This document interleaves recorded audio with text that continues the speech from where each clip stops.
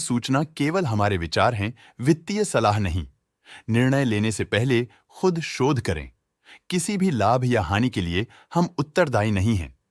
आज हम देख रहे हैं डायनामिक केबल्स लिमिटेड के 2024-25 Q4 की standalone financial performance. Starting with the sales, पिछले क्वार्टर से सेल्स में 31.5% का इंक्रीज हुआ है, मगर कंपनी ने पिछले साल के मुकाबले 37.5% का सेल्स इंक्रीज रिपोर्ट किया। Expenses 31.5% quarter on quarter increase हो गए हैं, जो साल भर के 38% के राइज के साथ अलाइन करता है। क्वार्टरली एक्सपेंसेस के कंपैरिजन में सेल्स इंक्रीज होना दिखाता है कंपनी ने अच्छा परफॉर्म किया। हालांकि सालाना कंपनी को चैलेंजेस का सामना किया। ऑपरेटिंग प्रॉफिट, जो पिछले साल के कंपैरिजन में 34.5% अप हुआ है, quarter on quarter around 34% increase हुआ है। Operating profit margin (OPM) annual basis पे -0% से डिक्रीज हुआ है और पिछले क्वार्टर के कंपैरिजन में 0% से इंक्रीज हुआ है। एक्सेप्शनल आइटम्स को ऐड करके अदर इनकम पिछले क्वार्टर के कंपैरिजन में -32% गिर गई, बावजूद इसकी ईयरली ग्रोथ 41.5% हुई है।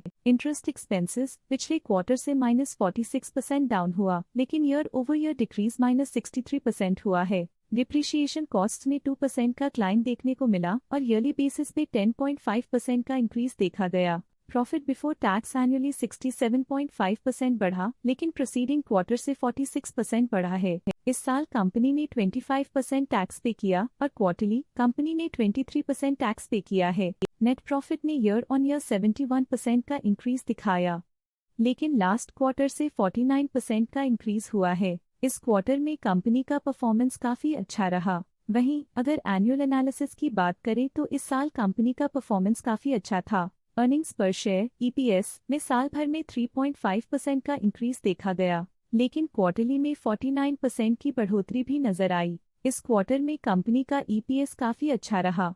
डायनामिक केबल्स लिमिटेड के फाइनेंशियल स्नैपशॉट को रिव्यू करते हुए कुछ मुख्य ट्रेंड्स सामने आए हैं जो कंपनी की परफॉर्मेंस पे रोशनी डालते हैं। मार्च 2022 से मार्च 2025 तक डायनामिक केबल्स लिमिटेड की फाइनेंशियल जर्नी में सबसे पहले बात करते हैं सेल्स की। इस साल सेल्स में 33.5% की वृद्धि हुई है और पिछले 4 सालों में 82% की वृद्धि हुई है, जो एक निरंतर अपवर्ड ट्रेंड को दर्शाता है। पिछले 3 साल से सेल्स लगातार बढ़ती जा रही है, जो मार्केट एक्सपेंशन और कंज्यूमर डिमांड में वृद्धि को दर्शाता है। अब बात करते हैं एक्सपेंसेस की। इस साल एक्सपेंसेस 37.5% बढ़े हैं और 4 सालों में 89% का इजाफा हुआ है। इस साल हालांकि एक्सपेंसेस सेल्स से थोड़ा ज्यादा बढ़े हैं, मगर ग्रोथ रेट्स का करीब होना स्टेडी ऑपरेशनल कॉस्ट को दर्शाता है। इस साल ऑपरेटिंग प्रॉफिट -3% कम हुआ, लेकिन पिछले 4 सालों में 25% का इजाफा हुआ है। इस साल ऑपरेटिंग प्रॉफिट में कमी आई है, लेकिन पिछले 2 साल की वृद्धि रेजिलियंस को दर्शाता है, जो एक अस्थायी मार्केट को संकेत करता है।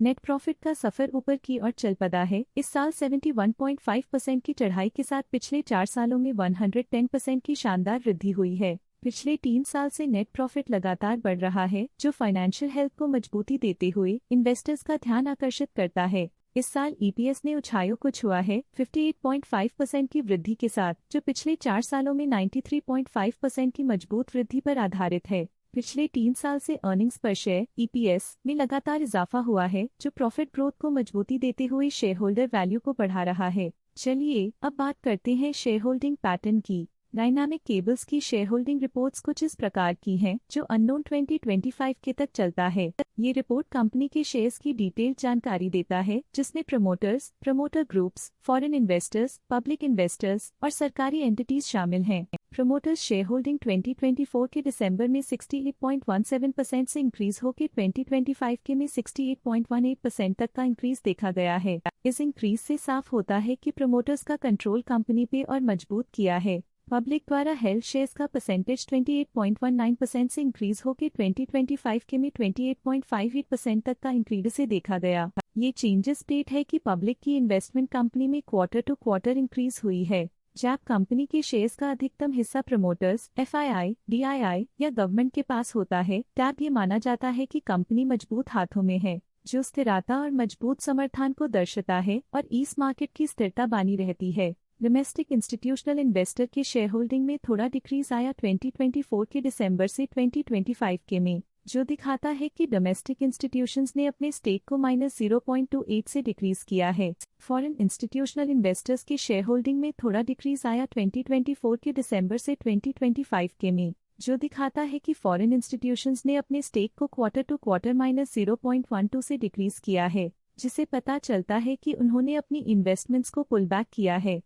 ये था कंपनी का करंट शेयर होल्डिंग पैटर्न। चलिए झांकते हैं इस क्वार्टर की प्रमोटर डील्स पर जो विशेष रूप से सुर्खियों में रही। 26 मार्च 2025 को मिस्टर रसिक मंगल ने 2000 शेयर्स खरीदे 589.93 रुपीस पर यूनिट के हिसाब से, जिसका टोटल था 12 लाख। उम्मीद करते हैं कि इस क्वार्टर के प्रमोटर डील्स का ये विश्लेषण आपको पसंद आया होगा और उपयोगी लगा होगा।